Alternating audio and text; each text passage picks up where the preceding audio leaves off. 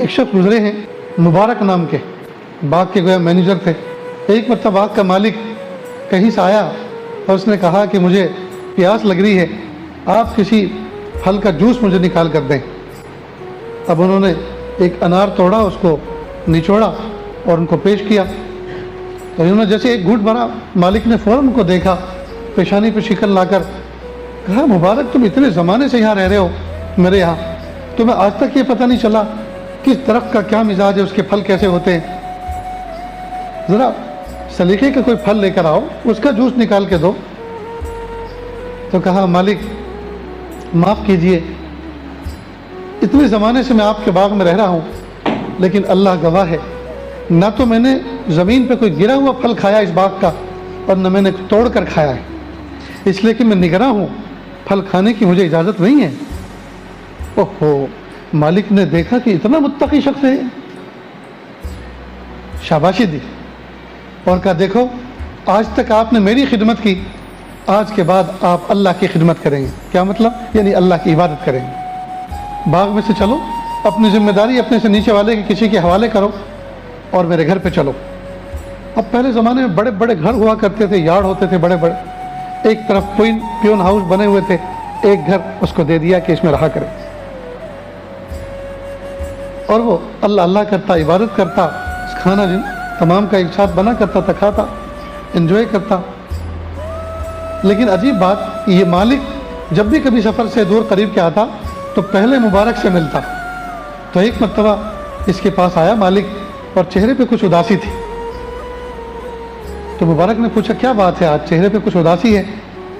کہا بہت پریشان ہوں، میرے اوپر ایک برڈن ہے، بوجھ ہے، سٹریس کنڈیشن میں ہوں۔ کہا وہ کیا؟ کہا میری ایک بیٹی ہے، اللہ پاک نے اس کو حسن و جمال سے نوازا، اور نہ جانے کتنے شہزادوں اور نواب زادوں کی طرف سے پیغام آ رہا ہے نکاح کے لیے، لیکن سمجھ نہیں آ رہی کہ میں کس سے ہاں کہوں کس کو نہ کہوں۔ تو کہا یہ تو معاملہ بہت آسان ہے۔ کہا وہ کیسے؟ کہا یہودیوں نے اپنے لیے مال کو پسند کیا اور عیسائیوں نے اپنے لیے جمال کو پسند کیا، پیارے آقا صلی اللہ علیہ وسلم نے اپنی امت کے لیے دین کو پسند کیا، لہذا آپ یہ جو خطبے، یہ جتنے پیغام آپ کی طرف آ رہے ہیں، آپ ان کو سامنے رکھو اور یہ دیکھو کہ اس میں دیندار کون ہے، بس اس کو چوائس کر لو، اس کو پسند کر لو، باقی سب کو منع کر دو، عذر کر لو۔ یہ تو میری مصیبت انتہائی آسان ہو گئی۔ اب بہت اچھا، دعا کرنا اللہ آسان کرے۔ اب وہ پیغام لے کر گیا اپنے گھر میں، اور چہرے پہ وہاں اداسی تھی، یہاں مسکراہٹ تھی۔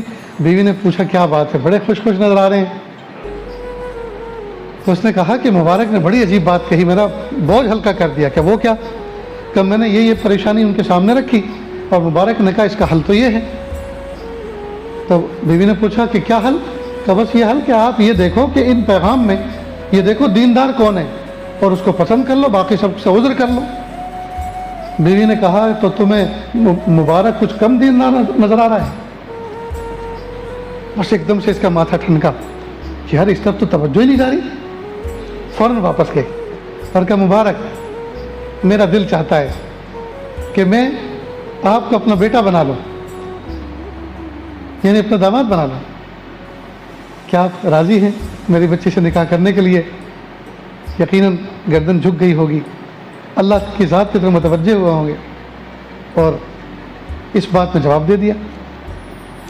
پہلے باغ میں تھے، پھر گھر کے یارڈ میں آئے، اب گھر کے اندر آ گئے۔ جی کس وجہ سے؟ دین کی وجہ سے۔ ان کے ہاں ایک بیٹا پیدا ہوا جو آگے چل کر بہت بڑا حدیث کا اور فقہ کا امام بنا، عبداللہ ابن مبارک۔ تو دیکھیے یہ عبداللہ جی جن کے نام کے ساتھ ابن مبارک جز بن گیا، عبداللہ ابن مبارک، تو وہ مبارک کیسے مبارک آدمی تھے کہ جن کی اولاد حدیث اور فقہ کا امام بنی۔